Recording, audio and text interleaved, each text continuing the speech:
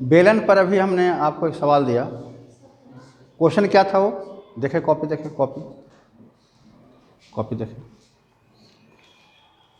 देखिए प्रश्न आपका ये है कि एक बेलनाकार बर्तन जिसका एक मुंह खुला है, अगर इस बर्तन की लंबाई 10 सेंटीमीटर और त्रिज्या 7 सेंटीमीटर हो तो इस बर्तन का संपूर्ण पृष्ठ क्षेत्रफल ज्ञात करें। देखिए ही आपका सवाल है।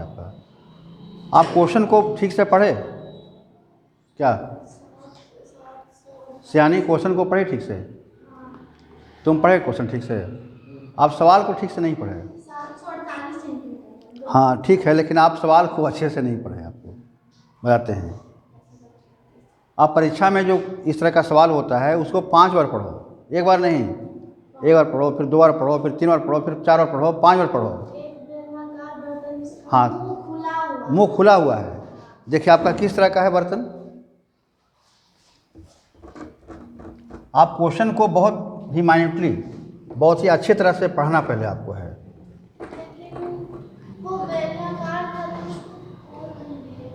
देखिए हमने क्वेश्चन में क्या लिखा है आपको यार, कि एक बेलनाकार बर्तन है, ठीक है ना। यही देखिए बेलनाकार आपका बर्तन है, इसका एक मुंह क्या है, खुला हुआ है। एक मुंह क्या है, खुला हुआ, ओपन है। मुंह आपका ओपन है, ये क्या बंद, यहाँ से नीचे तो बंद रहेगा ही, है ना। ये आपका खुला हुआ है। आप गिलास में पानी पीते हैं ना, उसका आकार कैसा होता है, ऊपर खुला रहता है और नीचे बंद रहता है। आपने क्या किया कि संपूर्ण पृष्ठ का क्षेत्रफल निकाल दिया, तो हुआ क्या इसमें कि ऊपर का भी निकल गया, नहीं तो बंद नहीं है, तो खुला हुआ ऊपर का है। क्या हुआ ना मिस्टेक, क्या मिस्टेक हुआ ना, हुआ मिस्टेक हुआ। आपने क्या किया, पूरे का निकाल दिया। इसलिए सवाल को पहले ठीक से पढ़िए, उसको एक बार नहीं 5 बार पढ़ो सवाल को। क्वेश्चन को पहले 5 बार पढ़िए। नहीं, कैसे लगा? अच्छा ठीक है, तो हम खोले किस तरह से, हम इसको हम ऐसा खोले ना, हम कैसे खोले देखो तो, हम खोले वक्र सतह को हम खोले, इसको ओपन किए, इसको ऐसा किए। और हमारा जो सवाल है इसका मतलब क्या हुआ, आप कप को देखिए, आप कप को देखिए, बेलनाकार है ना, ऐसा एक तरफ का मुंह खुला हुआ है, इधर बंद है इधर। जब इसका संपूर्ण पृष्ठ क्षेत्रफल निकालेंगे हम, तो किसका निकलेगा, ये वक्र सतह का निकलेगा, और प्लस इसका ओनली इसका निकलेगा, नीचे का निकलेगा। ऊपर तो खुला हुआ है, तो ऊपर का तो निकलेगा नहीं। इसीलिए हमने इसका फार्मूला जो था उसको हमने डिटेल से आपको निकाल के बताया कि इसका फार्मूला निकलता है कैसे, ताकि आप धोखा नहीं खाइए, है ना। धोखा खा गए इसमें। ये सवाल को पढ़ो बार बार, है ना। उसको सवाल को 2-3 बार पढ़िएगा तो उसकी सारी बात समझ आएगी क्या उसमें कर रहा है ना। तो एकदम तो क्लियर सी बात है ना। अब देखो, जब हमने डिटेल से उसका निकाले, इसका संपूर्ण पृष्ठ क्षेत्रफल दिया, तो स्टेप बाय स्टेप निकाले। इसका निकाले अलग से, तो इसका क्या निकला, 2πr l निकल गया इसका, है ना। इसको जब खोल दिया, यहाँ से खोल दिया इसको, तो क्या हो गया, आयताकार रूप ले लिया ये, है ना। तो इसका क्या हो गया, ये जो है इसका हो गया आपका 2πr l हो गया। अगर इसकी त्रिज्या r होगी और इसकी लंबाई कितना होगा, l होगा, तो आपका इतना हो गया। और दोनों में से एक का लेना है हमको, और इसका हो गया कितना आपका πr² हो गया, है ना। तो क्या हो जाएगा, हाँ, तो क्या हो गया, बर्तन का संपूर्ण पृष्ठ क्षेत्रफल, संपूर्ण पृष्ठ क्षेत्रफल में क्या हो जाएगा, 2πr l और प्लस πr² होगा। यानी कि πr को कॉमन लेंगे, यहाँ क्या बचेगा, 2l इन होगा, 2l और प्लस r हो गया। अब अलग अलग निकाल के भी जोड़ सकते हैं आप, इसको दोनों का अलग अलग निकाल देंगे, जोड़ देंगे, और इसको फार्मूला में रख के जोड़ सकते हैं। इस तरह से आपका फार्मूला ऐसा बन गया। तो पाई हो गया, बाय 7 हो गया। रेडियस कितना दिए हैं, 7 ना, 7 हो गया। तो लंबाई कितनी है, 10 सेंटीमीटर। लंबाई कितनी है, 10 सेंटीमीटर है ना। तो लंबाई आपका कितना हो गया, 10 हो गया, और प्लस r क्या हो गया, 7 सेंटीमीटर हो गया। यहाँ r को 7 रखते हैं, तो आपका 7 कट गया, यहाँ 22 हो गया, 10 दूनी 20 और प्लस 7 सेंटीमीटर क्या होगा, स्क्वायर होगा ना। हाँ, तो 22 गुने कितना होगा, 20 7 27 हो गया, इतना सेंटीमीटर हो गया। अब मल्टीप्लाई कर दीजिए, कितना होगा गुना करके, कितना हो जाएगा, 594 इतना ही होगा ना। 594 देखिए 594 वर्ग सेंटीमीटर इसका वर्ग सेंटीमीटर इसका होगा। जब वर्ग बोल देता स्क्वायर बोलने की जरूरत नहीं इसमें, या वर्ग सेंटीमीटर बोलो या सेंटीमीटर स्क्वायर बोलो। हाँ क्यों होगा बताते हैं। ये क्षेत्रफल है ना, क्षेत्रफल निकाल रहे हैं ना। तो क्षेत्रफल का विस्तार क्या होता है, लंबाई चौड़ाई दोनों में होता है ना। तो जब क्षेत्रफल निकालेंगे तो आपका गुना मल्टीप्लाई क्या होता है, दो लंबाई मल्टीप्लाई होता है आपस में, होता है। जैसे आयत का क्षेत्रफल निकालेंगे तो लंबाई गुना चौड़ाई, तो लंबाई का सेंटीमीटर हो गया माप और चौड़ाई का सेंटीमीटर हो गया।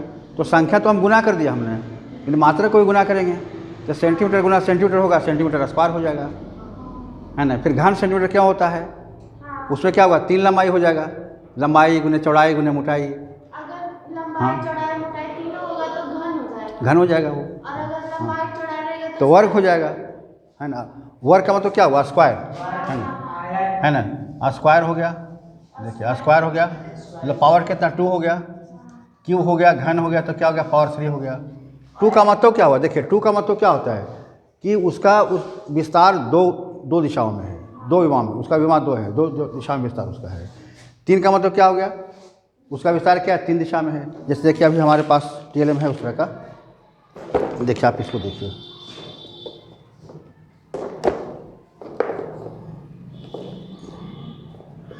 या पेज को देख लो ना, ये पेज देखो, है ना, ये पेज देख रहे हैं। अगर इस पृष्ठ को हम लेंगे तो इसका विस्तार क्या हो रहा है, लंबाई और चौड़ाई में हो रहा है ना।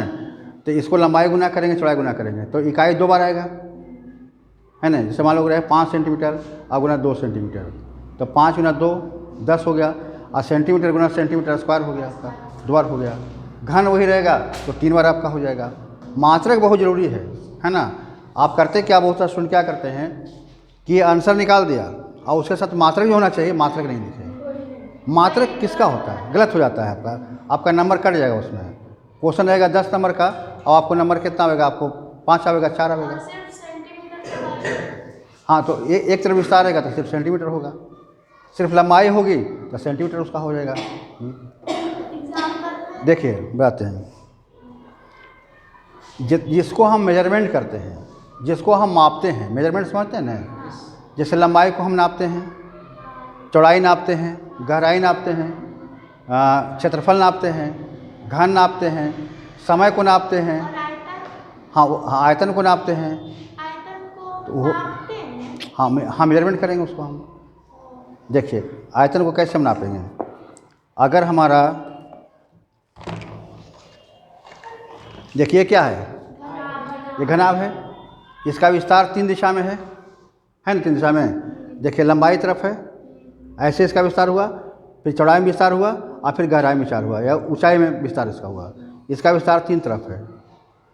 तो जिस आकृति का विस्तार 3 तरफ होगा वह क्या होगा, ठोस होगा, वह ठोस होगा वह। तो इसको लंबाई नापेंगे, चौड़ाई नापेंगे और मोटाई नापेंगे, और तीनों जब गुना करें तो तीनों का मात्रक होगा। लंबाई को नापेंगे क्या चीज़ में, सेंटीमीटर में नापेंगे, इंच में जो भी नापिए आप उसको, है ना। और जब तीनों को मल्टीप्लाई करेंगे तो लंबाई कितना बार आएगा, 3 बार आएगा। लंबाई गुने लंबाई गुने लंबाई 3 बार आएगा ना, है ना। आप देखिए यहाँ पर बोर्ड पर देखिए, इसको नोट कर लिया, इसको नोट नहीं किया ना इसको। अरे पहले इसको लिख लीजिए, इसको या रुकिए बाद में लिखिएगा, इसको हम समझाते हैं। तो इसको हम लिखेंगे, मान लो कि लिखा हम 5 सेंटीमीटर गुने 3 सेंटीमीटर गुने 2 सेंटीमीटर गुना लिखा है ना। तो 5 गुना 3 गुना 2 ये तो मल्टीप्लाई कर दिए, लेकिन इसके साथ जो मात्रक है वही तो मल्टीप्लाई होगा। क्या होगा, सेंटीमीटर फिर गुना सेंटीमीटर और फिर सेंटीमीटर आया, तो 3 बार आया, क्या हो जाएगा उसका, घन हो जाएगा उसका, है ना। तो मात्रक बहुत ज़रूरी है आपको। मात्रक किसका होता है, यूनिट किसका होता है, जिसका हम मेजरमेंट करते हैं। आप दुकान में जाइएगा, किराना दुकान में, अब कहिएगा कि हमको 5 दीजिए, है ना। मान लो इशारा करोगे, आलू की तरफ इशारा करोगे कि हमको 5 दीजिए, तो 5 तो संख्या में आ गया। अब आप मांगना चाहते हैं 5 किलो, तो आपको किलो बोलना पड़ेगा ना, कि 5 किलो आलू हमको दीजिए। आपको उसमें उसका मात्रा जो किलो है वो बोलना पड़ेगा आपको। अगर हम अभी सेंटीमीटर लगा दिए थे, हाँ, तो कोई कपड़ा दुकान में गए तो वहाँ हमको बोलना पड़ेगा, है ना, कि इतना मीटर 2 मीटर कपड़ा चाहिए हमको, तो मीटर हमको बोलना पड़ेगा ना। अभी कितना समय हो रहा है ना, या कितना समय बीत गया, तो मान लो 2 घंटा समय बीत गया, तो सिर्फ हम 2 बोलेंगे तो काम चलेगा, हमको बोलना पड़ेगा 2 घंटा समय बीत गया। 2 मिनट समय बीत गया, 2 सेकंड समय बीत गया। मात्रक बहुत ज़रूरी है। आप परीक्षा में क्या करते हो कि गुना भाग कर दिया, अब मात्रक ही छोड़ दिया, आपका मार्क्स कट जाएगा, है ना। आप परीक्षा में तभी अच्छे मार्क्स ला सकते हैं, अगर 5 में 5 लाना है तो एक एक चीज़ को ध्यान देना पड़ेगा आपको, है ना। हम कैसे उसको लिखते हैं, किस तरह बनाते हैं, कैसे एक्सप्रेस करते हैं। देखिए आप यहाँ पर बोर्ड पर देखें ना, यहाँ पर ये क्वेश्चन था हमारा, जिससे पहले हम क्या लिखेंगे, बर्तन का, है ना, लिखेंगे क्या कि दिया हुआ है, कि ऐसे लिखेंगे दिया हुआ है ना, कि यहाँ पर लिखोगे खोखले, नहीं ऐसे लिखो ना, बर्तन है ना, तो दिया हुआ है कि बर्तन की लंबाई लिखिएगा आप। बर्तन की लंबाई कितना लिखोगे, तो लंबाई कितना दिया हुआ है, लंबाई दिया हुआ है 10 सेंटीमीटर, 10 सेंटीमीटर लिखिएगा।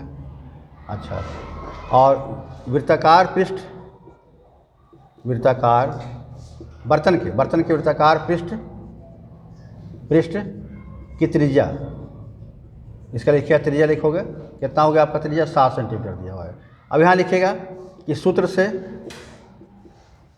तो देखिए हमने क्या किया, देखो इस मान लो कि 5 नंबर का है, 5 अंक का क्वेश्चन है, तो हमने क्या किया, सबसे पहले हमने क्या किया कि एक फिगर बनाया। हम बताए, आपको बार बार बताते हैं कि अगर विज्ञान का सवाल हो या तो फिर मैथ का सवाल हो, गणित का सवाल हो, अगर चित्र बनाने की गुंजाइश उसमें होती है उस सवाल में, तो आप चित्र अवश्य बनाइए। देखिए यहाँ पर क्या था, हमने चित्र यहाँ बना दिया, यहाँ पर और दिखा दिया कि इधर ओपन है, खुला है, बंद है आपका ये, है ना। फिर क्या लिखा, दिया हुआ है कि जो हमको दिया हुआ है सवाल में वो लिखना है कि दिया हुआ है कि इतना, है ना। ये लिखे, दिया हुआ के लिखे इतना है, फिर सूत्र से हो गया इतना हो गया, और सूत्र में सबको बैठाएंगे हम, गुना भाग करके आंसर लाएंगे, फिर यहाँ पर लिखेंगे सेंटीमीटर स्क्वायर, उसका जो मात्रक होगा वो लिखेंगे। आप इसको ऐसे ही बनाते हैं। आप क्या करते हैं, देखिए आप बोर्ड में, आप परीक्षा में क्या करते हैं, आप कुछ नहीं करते, बस यहाँ से यहाँ तक बनाते हैं, बस इतना लिखते हैं आप इतना करते हैं काम, बस इतना ही काम करते हैं। और एक स्टूडेंट आपको पूरा काम कर दिया, आप इतना काम किया और एक स्टूडेंट था वो पूरा काम कर दिया। बोलिए मार्क्स किसको अधिक मिलेगा, अगर 5 अंक का मार्क्स होगा तो किसको ज़्यादा मिलेगा। निश्चित है कि आपका लिखने का जो तरीका होगा, आपको परोसने का जो तरीका है, उस पर ज़्यादा अंक मिलेगा आपको। एक एक अंक सब बटा हुआ रहता है, फिगर पर, लैंग्वेज पर, कैलकुलेशन पर, फिर अंत में निकालते हैं उस पर जो है बटा रहता है ना। आप कहिए कि हम तो पूरा बना दिया मैथ, अब मार्क्स कितना आया, तो 100 में कितना 40 आया, नहीं वैसा नहीं होता है। आपका बनाने का तरीका क्या है उस पर डिपेंड करता है मार्क्स कितना आएगा। आप 100 में 100 ला सकते हैं, है ना, आप 90 से ऊपर ला सकते हैं, 100 में 90 और 100 के बीच में एकदम आसानी से ला जा सकता है।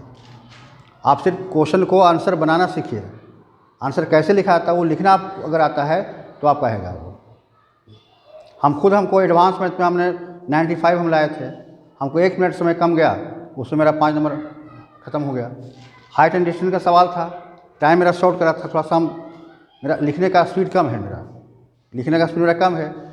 तो हमने क्या किया उस सवाल में कि जो 5 ये लगता है उसमें 10 मार्क्स का सवाल आता था। हमारा कोर्स पहले का कोर्स था ना, जो अभी आप इंटर में पढ़ते हैं वो हमको पढ़ाते थे क्लास 8 में पढ़ाते थे, 9 में 10 में पढ़ते थे। तो उसमें क्या हमने किया कि टाइम कम है तो हम उसका फिगर बनाए, और कल जो होता है ना कि मान लिया कि ये है मीनार है, ये है मीनार पर क्वेश्चन था, वो सो लैंग्वेज हम नहीं लिखे, लैंग्वेज नहीं लिखे और सीधा कैलकुलेशन करके आंसर ले आए। मेरा मार्क्स कट गया 5 मार्क्स, कहीं और कट गया होगा, लिखने में कहीं हमने मिस्टेक किया होगा तो 5 मार्क्स और कट गया हमारा। लेकिन हमको लगता है कि इसी में कटा, यहीं पर कटा है मेरा मार्क्स, तो 5 मार्क्स मेरा कट गया, 95 पर हम अटक गए। नहीं तो टाइम 1 मिनट का टाइम रहता, पूरा हम लिख देते तो हमको 100 में 100 आया था हमको। तो मैथ में 100 में 100 ला सकते हैं, बशर्ते कि आपका पढ़ने का तरीका सही होना चाहिए। आप कॉपी में अच्छे से लिखिए, लिखने का क्या तरीका होगा उसके हिसाब से मार्क्स आपका मिलता है आपको। ठीक है, तो इसको नोट कर लो, इसको कॉपी में आप नोट कर लीजिए और अच्छे से बनाइए।